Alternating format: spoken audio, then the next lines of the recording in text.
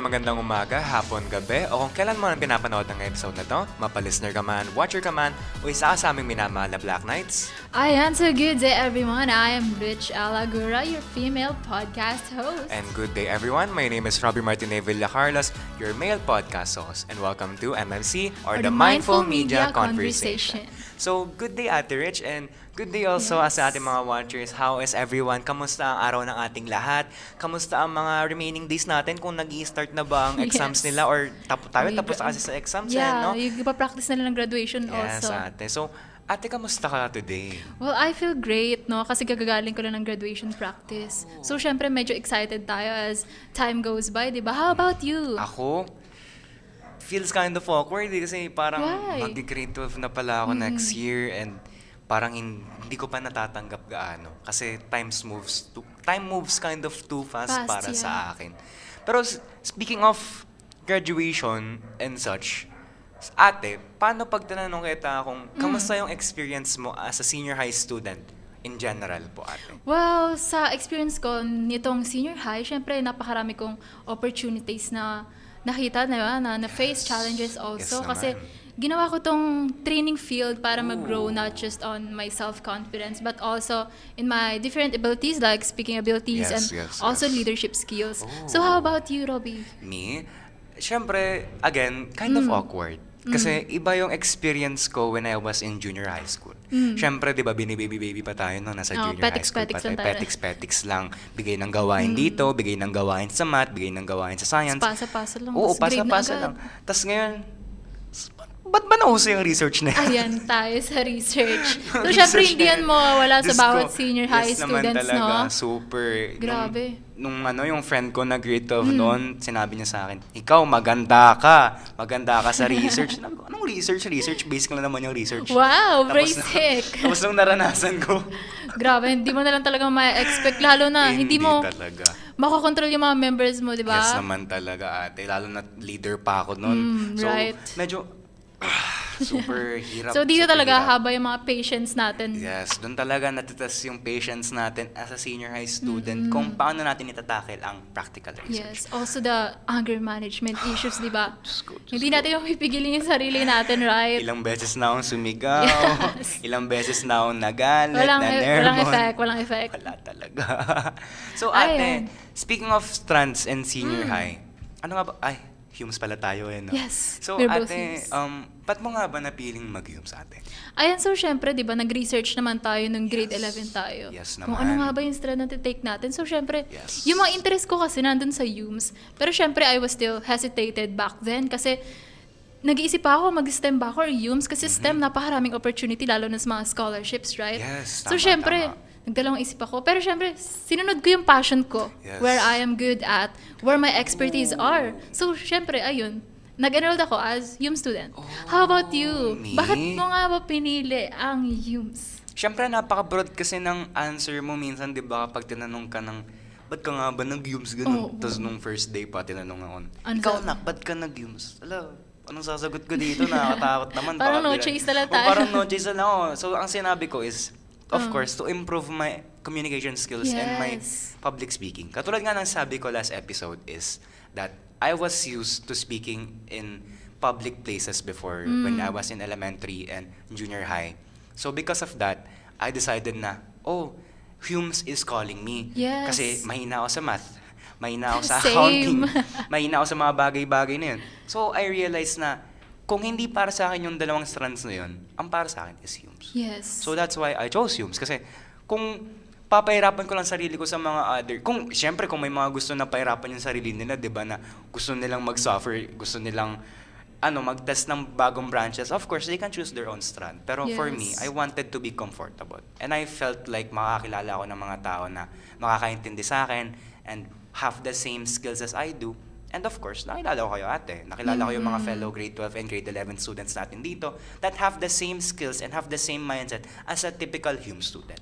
So, syempre, natuwa ko na ate. Ay, that's great. Pero ate, ikaw, matatanong ko, what course will you take sa college po ba? Siyempre, as a graduating student, di ba, grabe yung pressure natin sa pagpili ng course. Kasi nandito na tayo sa last stage ng school. Yes, kasi ate. sunod na yan, trabaho na eh. So, kailangan talaga natin ng decided course kung ano yung take nating lahat.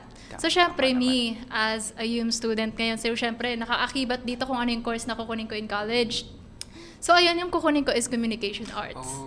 Kasi I love performing. And I also want to enter the field of public relations. Kasi, di ba, with those platforms, kasi as an aspiring international news anchor, I want to use those platforms to advocate for good platforms and projects talaga. Oh, that's Ayun, actually so that's really why nice. I want to pursue communication arts. Nakaka-inspire yun ha. Wait, medyo na-inspire ako doon. Pero ikaw ba, di ba, syempre mag-grade 12 ka na. So syempre meron ka na sa utak mo kung ano yung course na kukunin mo in college. So, what is it? Well, for now, I think it is tourism. Pero, Tourism. alam mo yung, wala pa siya sa puso ko eh. Hindi ko pa Bakit? talaga nasa puso ang tourism. Kasi, when I was in junior high, alam mo yung may mga, yung mga career day, yung susuotin mo yung... career job. Yes, yung mga costume. Yes, may costume mo, susuotin mo Yes. yung costume mo. And when I was in junior high, ang sinuot ko na costume is for lawyer. For Wow, law. lawyer. I always have wanted to be a lawyer because I wanted to speak for justice. Yes. Same as you Justice do. is important. Yes, you always wanted to speak for the better and use your platform for the better. But as for me, I wanted to use my platform and my capabilities to be a lawyer. Pero, of course, since being a lawyer is kind of hard, actually hindi siya kind of it's really hard. So, because of that, I had to divert and adjust to my own circumstances. And, of course, I am led to tourism. Pero that's not to say naman na hindi ko na-enjoy yung thought of tourism, di ba? Kasi yung thought of possibly being a flight attendant, yung makakapunta ka sa other places. Travel na lang. Travel. Kasi traveling is also a very big part of my dream. So at the same time, of course, natutuwa ako sa tourism. Tourism. And other else naman siguro, no, like, how was your experience here in MIAS, ate? Well, yung mga experiences natin sa MIAS, di ba, syempre hindi naman yun malalagpasan ng bawat estudyante. Yes. So, isa na rin yun yung mga events natin dito, right? Yes, So, of course. para sa akin, ang best experiences ko ay yung glamping natin. Grabe yung glamping season, no? Like, dun Yes. talaga pa-practice kung paano yung mag-unite yung isang section and also their competitive sides, di ba? Yes naman. So, ikaw ba, ano yung pinaka-memorable sa yung experience? Actually, honestly, siguro nasa gitna siya ng glamping and nung intrams. Intrams? Kasi before, yung intrams ko nung junior high, up and down kasi siya eh. There are times na, wow, ang saya ng intrams na to. Then may times na, boring naman ng intrams na to. Then susunod naman, wow, ang saya ng intrams na to. Ayoko na umalis ng school na to. Then susunod naman, ay gusto ko nang umalis, ang boring ng intrams. So, nung first experience ko sa glamping, of course, super saya. Kasi hindi pa ako naka-experience ng ganun eh. Most of the time, yung mga educational tours or educational experiences na nararanasan natin is field trips. So, having glamping and having experienced something new made me feel really excited. And of course, sasabi mo nga ate, it's like, nakaka-enjoy siya because that is how we see our section unite as a team. Yung nagluluto tayong magkakasama sa loob ng tent or like magkakentuhan tayo kasi sa loob diba, ng tent. minsan lang yun, di ba? Yes, minsan lang yung Minsan mararanasan lang yun. Kasi hindi mo alam, baka next year hindi mo na classmate yung classmate mo. I So, agree. of course, nakakatuwa yung glamping.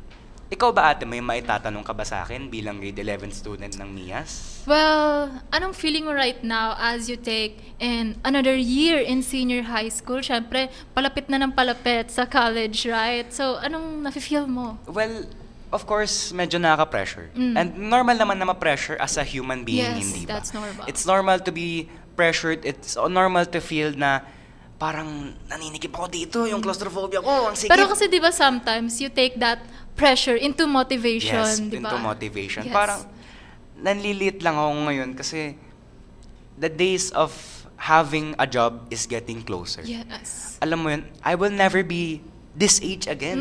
Hindi Wala ako ng teenager days. I won't be this young ever again. I agree. So it feels so belittling na this point of day onwards, hindi na ako makakabalik sa araw na to. So kaya kailangan talaga natin i-enjoy kung Yes. anong meron tayo ngayon. Yes, kasi etong araw nga na nire-record natin tong podcast na to, hindi na natin to mababalikan Yes. etong take ng This will podcast just na to. be a memory na lang, no? Yes, hindi na natin to maaalala. I mean, maaalala natin to because it's a memory. Pero hindi na natin, we're never, Mababalikan. yes, never, Yes. hindi na natin ma-experience to muli. And of course, ate, ikaw, anong feeling na days are coming closer with college po? Ayan, dito na papasok yung acceptance stage ng mga future Yes. college, no? Lalo na sa mga magte-take sa mga set takers dyan. Good luck sa inyo lahat. Sana makapasa kayo sa mga dream school ninyo. Sure ako maraming makaka-relate Ayan. dyan, yung mga Pero upcut. syempre, yes. Huwag naman natin kakalimutan na rejection is a redirection. Ayan. Baka hindi talaga para sa inyo. Oo. If it's for you, it's for you. If it's Yes. not, yes. God has plans for us naman, di ba? Kung para sa'yo, para sa'yo. Yes. So, kailangan natin galingan sa mga sets na kukunin natin Yes, this year. tatanggapin na lang talaga natin. And of course, question din sa ating mga watchers, sa ating mga Black Knights there, sa ating mga listeners, kayo ba, sa mga grade 10 students dyan or upcoming senior high schools, ano nga ba ang saran na iti-take nyo?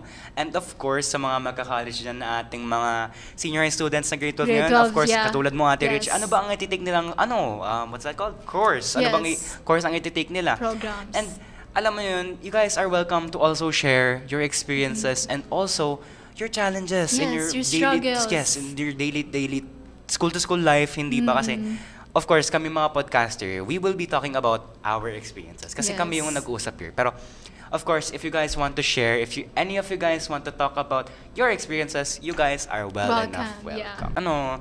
Ano ang experience natin sa Mia's Network, ate? Bilang ikaw ang ating female main podcaster and of course female news anchor ka din. So ano ang experience na dalawa yung trabaho na tinitikin mo sa ating club?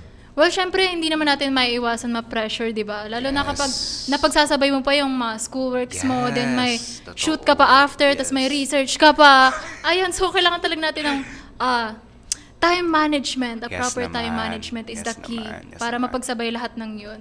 Of course. And gusto ko lang sana i-share din na What is it? alam mo yun yung feeling na nakaka-proud pa rin.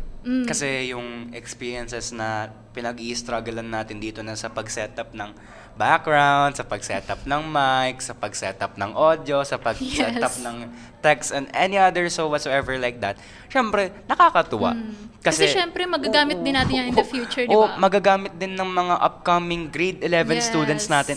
Syempre naman yung Wow. mga Bagmias there, please mag-enjoy kayo kasi andito kami, we're waiting for you to come here in Mias. Yes. And maybe hindi nyo sigurado since Ate Rich is sadly leaving kasi it's her last year in Mias. Of course, I will still be your male podcaster. Makikita nyo pa rin siya as you enroll here. Hanggang sa maumay kayo sa mukha ko. Pero of course, sadly, si Ate Rich alis na. Yes, We will this be would be- looking for another podcaster. Female or Yes. male naman, syempre. So sa mga interested mag-join sa Mia's Network and aspiring journalists or even news anchors na female, welcome na welcome kayo Yes para i-take yung naman. positions. Yes naman. Of course, sa mga gustong mag-share dyan, sa mga gustong mag-take dyan, thank you so much sa mga gusto and those 12 that have the dreams to come and pursue our Mia's Network. Welcome na welcome kayo Yes. dito sa amin. Just please never give up on your dreams, guys. And of course, Ate Rich, any other things you want to share? Anything you want to share? Ayan, Say? so to those watchers, we want to thank you because being with us today, even though I know you are watching, that would be the greatest reward that we could ever ask for. Yes, sadly, ito na po ang last episode ni Ate Rich sa Today. ating MMC or ang Mindful Media Conversation. Last time na namin gagawin yun. Pero, of course, Ate Rich, I wanna thank you for guiding me in this journey sa ating pagpa-podcast. Even though it was a short-term lived time, it was really fun working with you. And of course, syempre, meron na tayong mga upcoming students there. I'll be watching, guys. Yes. And of course, thank you guys for watching and listening to another episode of MMC or The the Mindful Media Conversation. Bye!